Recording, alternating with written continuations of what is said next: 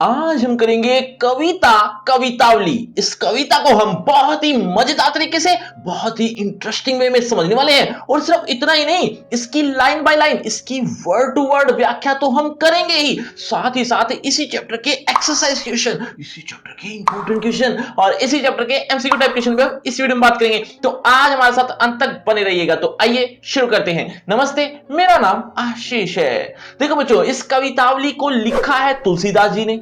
तुलसीदास जी ने इस पूरी कविता में जो बताया है वो पहले दो चार लाइन में मुझसे सुन लो, ताकि जब मैं line by line word to word पढ़ूं तो आपको ये पूरी कविता बहुत अच्छे से समझ में आ जाए।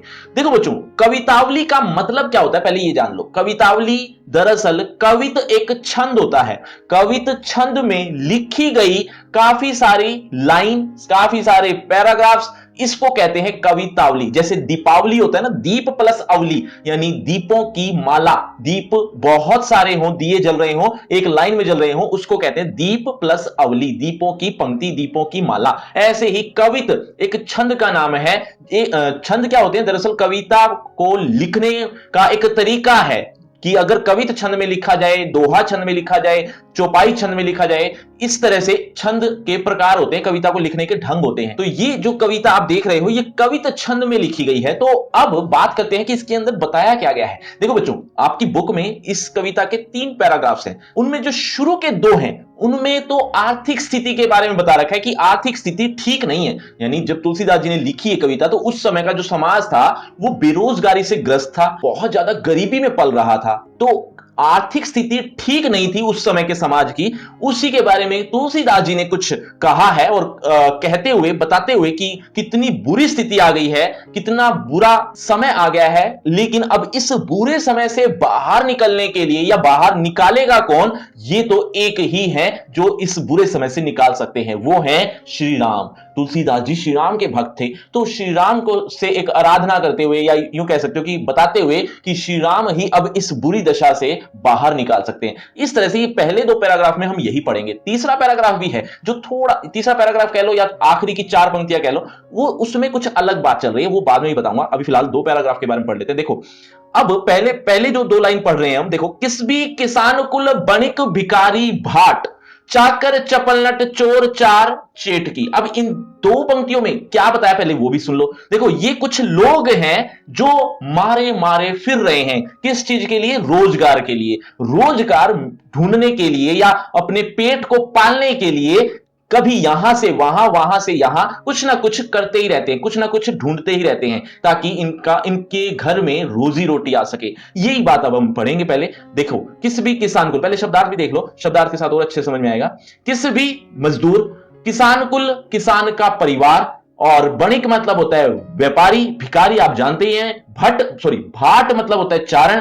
चारण दरअसल एक कैटेगरी है, एक समूह है जो बहुत अच्छे कवि हुआ करते थे और योद्धा भी हुआ करते थे। तो एक कैटेगरी मान लो। चाकर माने नौकर, चपलनट मतलब नटखट कलाकार, और चोर आप जानते ही हैं, चार माने दूत होता है, चेट की मतलब जादूगर। तो अब ये जो कुछ लोग अभी अभी मैंने बताए, जैसे मजदूर, किसान का परिवार, व्यापारी, भिखारी, चारण, नौकर, नटखट कलाकार, चोर, दूत, जादूगर, ये इनके बारे में कुछ लिखा हुआ है अगली 2 पंक्ति में। देखो, पेट को पढ़त गुण गड़त चढ़त गिरी, अटत गहन गन अहन अखेट की। अब इन 2 पंक्तियों में यह बता रखा है कि ये जो लोग थे, ये पेट को पालने के लिए अनेक तरह के कार्य करते हैं। जैसे गुण गढ़ते हैं, पर्वत चढ़ते हैं, शिकार खेलते हैं, यानी घने जंगल में घूमते फिरते रहते हैं। इस तरह की गतिविधि ये सब लोग किया करते हैं। क्यों? क्योंकि उन्हें पेट पालना है। यही कुछ लिखा हुआ, देखो पहले शब्दार्थ देख लीजिए। पेट को पढ़त, पढ़त का मतलब पालने के लिए, गुण गढ़त का मतलब गुण गणना, यानी अलग अलग तरह के कार्य करना।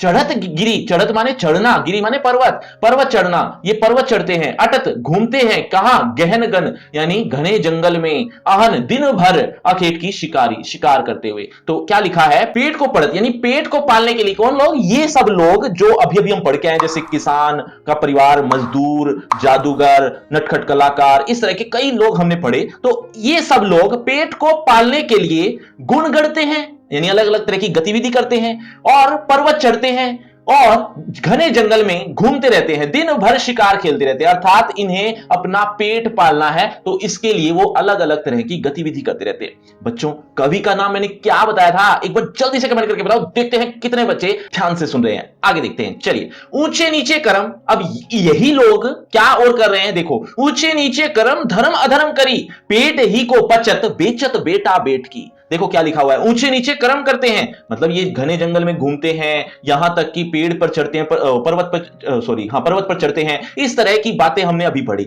लेकिन इसके साथ साथ और भी चीजें किया करते हैं, वो क्या, ऊंचे नीचे कर्म, ऊंच नीचे कर्म यानी अच्छे काम और बुरे काम करते हैं, धर्म अधर्म करते हैं, मतलब सत्य की राह पर भी चलते हैं और झूठ की राह भी पकड़ लेते हैं, धर्म अधर्म करते हैं, और यानी ईमानदारी बेईमानी दोनों ही किया करते हैं ये। पेट ही को पचत, पेट को पालने के लिए, पेट ही को पचत का मतलब है पेट को पालने के लिए, बेचत बेटा बेट की, मतलब अपने पेट को पालने के लिए ये यहां तक कि इतना अधर्म कर देते हैं कि अपने बेटा बेटी भी बेच देते हैं। बेचत बेटा बेट की, बेटा बेटी भी बेच सकते हैं ये, क्यों, क्योंकि इन्हें अपना पेट पालना है। मतलब इतना बुरा समय आ गया है, ये दिखाने के लिए ये बातें तुलसीदास जी ने लिखी कि इतना बुरा समय है। आगे देखिए, तुलसी भुजाई एक राम घनश्याम ही ते, आगी बड़बागी ते बड़ी है आगी पेट की। अब इन दो पंक्तियों में यह बताया है कि इतना बुरा समय है, बेरोजगारी गरीबी चारों दिशाओं में फैली हुई है। अब इस बेरोजगारी को हटाएगा कौन, वो है एक, कौन, श्री राम। वो जैसे एक जंगल है, उस जंगल में आग लगी हुई है, बहुत तेज आग, और वो आग कोई बुझाता नहीं है, क्यों बुझाए, कोई रहता तो है नहीं वहां। उस आग को न बुझाने का परिणाम यह होता है कि काफी नुकसान हो जाता है, यहां तक कि जानवर, जंगली जानवर जो होते हैं वो उस आग की लपेटे में आ जाते हैं, और भी वनस्पति का नुकसान होता है। तो इस तरह से बहुत आग भड़क जाती है। दरअसल कोई बुझाने वाला होता नहीं, लेकिन वहां पर ज्वलनशील पदार्थ बहुत सारे होते हैं, यानी वो जो पेड़ हैं, पत्ते हैं, इस तरह की ये चीजें जलती जलती बहुत भयंकर आग पकड़ लेती है। जंगल की आग बहुत भयंकर होती है। लेकिन तुलसीदास जी कहते हैं जंगल की आग से भी कहीं ज्यादा बड़ी आग है। कौन सी आग, पेट की आग। पेट की आग यानी भूख, वो जठरग्नि होती है ना, जैसे जठरग्नि यानी पेट में भी एक आग होती है, तो वो जो पेट की आग है जो मांगती है किसको, भोजन को, वो जो पेट की आग है वो कहीं ज्यादा बड़ी है इस जंगल की आग से। तो यही बात लिखी है कि उस जंगल की आग को कौन बुझा सकता है। जैसे वो एक्चुअल में जो जंगल होता है, उस आग को बुझाने वाला सिर्फ एक ही होता है, वो कौन होते हैं, बादल। बादल ही वहां पर बुझाते हैं, क्योंकि इंसान तो वहां जाएगा नहीं बुझाने, तो वो बादल जब बरसात करते हैं तो वो आग जल्दी ही बुझ जाती है। ऐसे ही राम रूपी बादल हैं जो इस पेट की आग को भी बुझा सकते हैं या बुझाएंगे। तो ऐसा ही कुछ लिखा हुआ, देखो, तुलसी भुजाई एक राम घनश्याम ही थे। तुलसीदास जी कहते हैं, यहां तुलसी का मतलब यहां कवि का नाम है। तुलसीदास जी कहते हैं कि भुजाई एक राम घनश्याम ही थे, एक राम रूपी घनश्याम, राम रूपी बादल ही उस आग को बुझा सकते हैं। आगी बड़बागी बड़ी है, बड़बागी का मतलब होता है जंगल की आग, जंगल की आग से भी बड़ी आग है। कौन सी आग, पेट की आग। पेट की आग तो जंगल से भी बड़ी है, तो ये चीज तो एक राम रूपी बादल ही बुझा सकते हैं। चलिए आगे देखते हैं, खेती न किसान को, भिखारी को न भीख, बली बणिक को बनिज, न चाकर को चाकरी। अब इन दो पंक्तियों में भी यही बात चल रही है, क्या, कि खेती नहीं मिल रही, किसको, किसान को, यानी किसान है, भिखारी है, व्यापारी है, इन सबको काम नहीं मिल रहा। क्यों, क्योंकि बेरोजगारी ही इतनी हो गई है, आर्थिक मंदी ही इतनी आ गई है। तो यही बात तुलसीदास जी ने इन दो पंक्तियों में लिखा, क्या कहा, कि किसान को खेती नहीं है, भिखारी को न भीख, भीख नहीं मिल रही भिखारी को, बली, बली मतलब बुरा समय, इतना बुरा समय आ गया है कि व्यापारी को बणिज नहीं मिल रहा। बणिज यानी व्यापार,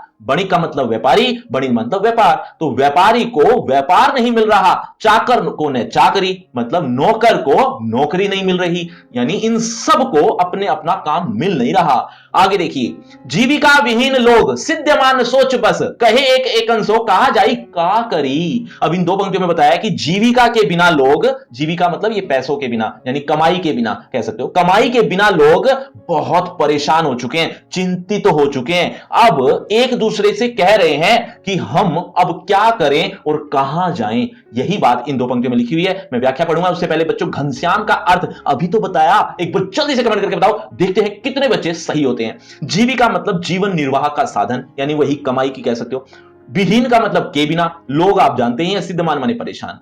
तो अब क्या लिखा, जीविका के बिना लोग परेशान हो गए हैं, सोच बस हो गए हैं, सोच के वश में हो गए हैं, यानी चिंता में हो गए हैं, परेशान हो गए हैं और चिंतित हो गए हैं। और कहे एक एकंसो, कहे मतलब कह रहे हैं, एक एकंसो एक दूसरे से कहने लगे, कहा जाई का करी, कहां जाए क्या करें, मतलब बहुत दुखी हैं, परेशान हैं, इस वजह से अब उनको कोई रास्ता नजर नहीं आ रहा। आगे क्या कहा, बेदहु पुराण कही लोकऊ बिलोकियत, साकरे सभे पे राम राम रे कृपा करी। अब इन दो पंक्तियों में क्या बताया वो भी ध्यान से सुनो, कि जब जब तुलसीदास जी कहते हैं कि जब जब इस संसार में संकट आया है, बुरा समय आया है, तो राम ने हमेशा मदद की है या हमेशा उनको पार किया है। ये बात तो कहां है, मतलब ये कौन कह रहा है, तुलसीदास जी कह रहे हैं। लेकिन तुलसीदास जी भी ऐसे ही नहीं कह रहे हैं कि संसार में देखा गया है, मतलब ऐसा मैं सिर्फ बोल नहीं रहा हूं, ये चीज तो देखी गई है इस संसार में और वेदों पुराणों में लिखी गई है, कही गई है। कौन सी बात, कि जब संकट आता है तब राम कृपा करते हैं। तो यही बात अब हम यहां इन दो पंक्तियों में पढ़ेंगे। पहले शब्दार्थ देख लीजिए, लोकहु मतलब संसार, बिलोकियत माने देखना। अब सांकरे का अर्थ है संकट और रावरे माने आपने। अब इसकी हिंदी व्याख्या क्या बनेगी, बेदहु पुराण, वेदों और पुराणों में कही गई है, लोकहु संसार में, बिलोकियत देखी गई है, मतलब वेदों पुराणों में कही गई है और संसार में देखी गई है या देखा गया है। क्या देखा गया है, कि सांकरे संकट के समय में सब पर, सबई पे का मतलब सब पर, राम ने ही, यानी राम, हे राम, यहां पर संबोधन किया कि हे राम, राम रे कृपा करी, आपने ही कृपा की है। एक बार फिर से सुन लो, कि जब जब संकट आता है तब सब पर श्री राम ने ही कृपा की है। आगे देखते हैं, दारिद दसानन दबाई दुनी दीन बंधु, दुरित दहन देखी तुलसी हाहा करी। अब इन दो पंक्तियों में बताया है कि जो गरीबी है ना, वो रावण के समान है। जिस तरह से रावण जो कहता था वो राजा था, जो कहता था वैसा ही वो हो जाता था, जैसा चाहता था वैसा करवा लेता था, ऐसे ही गरीबी ने भी दुनिया को दबा रखा है। यानी सब लोग इस गरीबी की चपेटा हाथ में आ गए हैं। ये जो गरीबी रूपी रावण है ना, इसको देखकर सब लोग हाहाकार कर रहे हैं, यानी तौबा तौबा कर रहे हैं, बचाओ बचाओ कर रहे हैं। क्या लिखा है, ऐसा ही कुछ देखिए, दारिद दसानन, दारिद माने गरीबी, दसानन माने रावण, 10 सिर हैं जिसके, लेकिन इन दोनों की इकट्ठी करें तो गरीबी रूपी रावण ने दबा रखा है किसको, दुनिया को। हे दीन बंधु, हे दीनों के बंधु, हे गरीबों के सहायताकार, कौन, श्री राम। हे दीन के बंधु, हे श्री राम, गरीबी रूपी रावण ने दुनिया को दबा रखा है। इस दुरित दहन को, यानी इस दूरदशा की आग को, जो दूरदशा सब और फैल रही है, ये दूरदशा की आग को देखकर हाहाकारी मतलब हाहाकार कर रहे हैं सब लोग। कौन लोग, सब लोग। तुलसी का मतलब यहां कवि का नाम। तो तुलसीदास जी कहते हैं कि इस दूरदशा की आग को देखकर सब लोग हाहाकार कर रहे हैं, यानी त्राही त्राही, बचाओ बचाओ कर रहे हैं। ये तो थे पहले दो पैराग्राफ, आपकी बुक में थोड़ा अलग भी हो सकता है, लेकिन अब अंतिम 4 पंक्तियों में कुछ अलग ही बात चल रही है। यहां अब गरीबी बेरोजगारी की बात नहीं है, अंतिम 4 पंक्तियां अलग ही हैं। देखो, धूत कहो अब धूत कहो, रजपुतु कहो जोलाहा कहो को, काहू की बेटी सो बेटा न ब्याह, काहू की जाति बिगाड़ न सो। अब इन दो पंक्तियों में क्या बता रखा है, या आगे आने वाली जो इस पैराग्राफ में है वो बात क्या चल रही है वो सुन लो। तुलसीदास जी को सब लोग ताने देते थे कि ये तो मक्कार है, ये तो झूठा है, इस तरह की बातें वो रोज सुनते थे। तो उस समय तुलसीदास जी ने कुछ लिखा उनके लिए। क्या कहा कि चाहे मुझे आप मक्कार कहो, चाहे सन्यासी कहो, चाहे बुनकर कहो, मतलब किसी भी जाति का कह लो, कोई भी मुझे मान लो, मुझे कोई फर्क नहीं पड़ता। मैंने कौन सा किसी की जाति बिगाड़नी है, मतलब तुलसीदास जी कह रहे हैं कि मैंने कौन सा अपने बच्चों की शादी करनी है, मेरे बेटों की शादी करनी है। मान लो तुलसीदास जी का कोई बेटा हो, वो अगर शादी करे तो वो किसी लड़की को लेकर आएगा और उसका सरनेम भी चेंज होगा, यानी लड़की का, तो एक तरह की जाति बदलेगी ना वो। तो जाति मैंने किसी की बिगाड़नी नहीं है, मैंने कौन सा अपने बच्चों की शादी करनी है, तो जाति मैंने किसी की बिगाड़नी नहीं है, तो आप मुझे कुछ भी कह लीजिए, मुझे कोई फर्क नहीं पड़ता। ये बात इन दो पंक्तियों में लिखा। अगली दो पंक्तियों में क्या, वो आगे बात करेंगे। धूत कहो, धूत माने मक्कार और धूत माने सन्यासी, राजपुतु यानी राजपूत, जोला मतलब होता है बुनकर, जो एक तरह का बुनकर होते थे ना पहले, टेलर कह सकते हो एक दूसरी शब्दों में, आसान शब्दों में, वो पहले बुनकर हुआ करते थे, बुनते थे वो हर चीज मतलब कपड़ा, तो वो कपड़े बुनने वाले को बुनकर कहा जाता था। तो यही बात लिखी है कि ये 4 चीजों में आप तुम कुछ कह लीजिए, धूत कहो, अवधूत कहो, राजपूत कहो या जोला कहो, कुछ भी कह लीजिए। काहो की बेटी से बेटा ने ब्याह, किसी की बेटी से अपने बेटे का विवाह नहीं करना। काहो की जाति बिगाड़ न सो, काहो की यानी किसी की जाति बिगाड़ कर भी नहीं सोना मुझे, मतलब मैंने कौन सा अपने बेटे की शादी किसी के साथ करनी है जिसकी उसकी जाति बिगड़ जाए जिससे, तो ऐसा मुझे कुछ नहीं करना। तो मुझे कुछ भी कह लीजिए, आगे भी कुछ लिखा हुआ है इसी बात को लेकर। तुलसी सरनाम गुलामू है राम को, जाको रुचि सो कहे कछुओ, मांग के खाइबो मस्जिद में सोइबो, लैब को एक न देव को दो। अब इन दो पंक्तियों में क्या बता रखा है वो भी ध्यान से सुन लो। कहते कि आप मुझे कुछ भी कह लीजिए, मुझे कोई फर्क नहीं पड़ता, मैं तो उस राम का गुलाम हूं, राम के गुलाम के नाम से प्रसिद्ध हूं, जिसको जैसी रुचि हो वैसा कह लीजिए। मैं तो मांग कर खाता हूं और मस्ती में सो भी जाता हूं। तो मुझे कौन सा किसी से एक लेना या दो देने हैं। एक लेने या दो देने का मतलब यानी लेना देना रखना, कोई उधार नहीं है, कोई कुछ नहीं है ऐसा मेरे जीवन में। तो मुझे आप कुछ भी कह लीजिए, यही बात इन दो पंक्तियों में पढ़ेंगे। लेकिन बच्चों, गरीबी ने किसका रूप धारण किया हुआ है ये अभी तो बताया था थोड़ी देर पहले। एक बार जल्दी से कमेंट करके बताओ, देखते हैं कितने बच्चे अभी तक भी बहुत ध्यान से सुन रहे हैं। देखो अब इसके शब्दार्थ भी देख लीजिए पहले। तुलसी सरनाम, सरनाम माने प्रसिद्ध, इसके अलावा जाको माने जिसको, रुचि माने रुचि, रुचि माने रुचि, इसके अलावा खैबो माने खाना, मस्जिद माने मस्ती, मस्ती के साथ साथ एक और वर्ड भी होता है मस्जिद का अर्थ, मस्जिद मतलब मस्जिद, और लैब को यानी लेना, देव को माने देना। अब इसकी व्याख्या देखो, तुलसीदास जी कहते हैं सरनाम हूं मैं, प्रसिद्ध हूं, गुलाम हूं है राम को, राम के गुलाम के नाम से मैं प्रसिद्ध हूं, मुझे तो कुछ भी कह, जाको रुचि, जिसको जैसी रुचि हो कहे कछुओ, जो कुछ कह लीजिए, सो माने वह कहे कुछ कछुओ, कुछ भी कह सकता है जिसको जैसी रुचि हो। मांगे के खैबू, मांग कर खाता हूं, मस्ती में सोता हूं, सोइबो माने सोना, मस्ती कह लो या मस्जिद कह लो एक ही बात है, क्योंकि दोनों ही अर्थ हैं इसके। मांग के खाता हूं, मस्ती में सोता हूं, लैब को एको यानी एक लेना नहीं है, दो देने नहीं है, किसी से ना एक लेना ना किसी से दो देने, यानी अर्थात मुझे किसी से लेना देना नहीं है, कोई उधार नहीं है मेरे ऊपर। तो मैं तो ऐसा व्यक्ति हूं, तुम्हें जो चाहे जैसा चाहे वैसा कह लीजिए।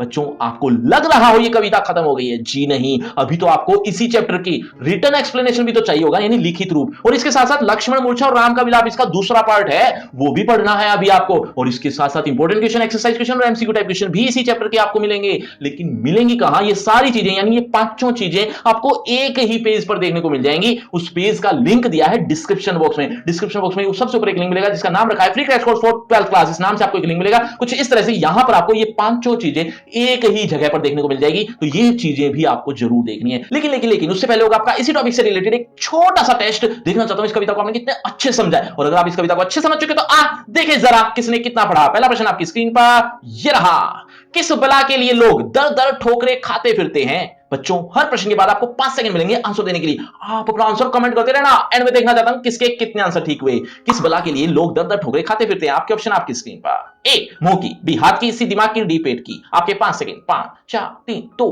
1 0। सही उत्तर है ऑप्शन डी पेट की। चलिए बच्चों अगले प्रश्न की तरफ। अगला प्रश्न, समाज में चारों ओर किसका बोलबाला है। समाज में चारों ओर किसका बोलबाला है, आपके ऑप्शन। ए प्रेम और भाईचारे का, गरीबी और बेकारी का, घृणा और लड़ाई का, सी अमीरी और रोजगारी का। 5 4 3 2 1 0। सही उत्तर ऑप्शन बी गरीबी और बेकारी का। चलिए बच्चों अगले प्रश्न की तरफ। अगला प्रश्न, किस बी से अभिप्राय क्या है, आपके ऑप्शन। किसान, मजदूर, लेखक या मालिक। 5 4 3 2 1 0। सही उत्तर है बी मजदूर। चलिए बच्चों अगले प्रश्न की तरफ। अगला प्रश्न आपकी स्क्रीन पर, कवि के अनुसार वह अपना पेट किस प्रकार भरते हैं, आपके ऑप्शन। भीख मांगकर, लिखकर, काम करके, भजन गाकर। 5 4 3 2 1 0। सही उत्तर है ऑप्शन ए। तो बच्चों ये आपका रिपोर्ट कार्ड, ध्यान से देख लीजिए, पढ़ लीजिए, और हाँ आपके टोटल मार्क्स कितने हैं ये कमेंट करना मत भूलना। और आपकी क्लास से रिलेटेड एक फ्री क्रैश कोर्स आ गया जो कि बिल्कुल फ्री है, जिसमें आपको ए टू जेड सिलेबस आपकी क्लास का एक ही पेज पर देखने को मिल जाएगा, आपको कहीं भी भटकने की जरूरत नहीं पड़ेगी। इसका लिंक आपको डिस्क्रिप्शन बॉक्स में सबसे ऊपर मिलेगा, तो जरूर क्लिक करना। और अगर आपको मुझसे पर्सनल बातचीत करनी है तो सभी सोशल मीडिया के लिंक डिस्क्रिप्शन बॉक्स में है, आइए बातचीत करते हैं। शुक्रिया, धन्यवाद।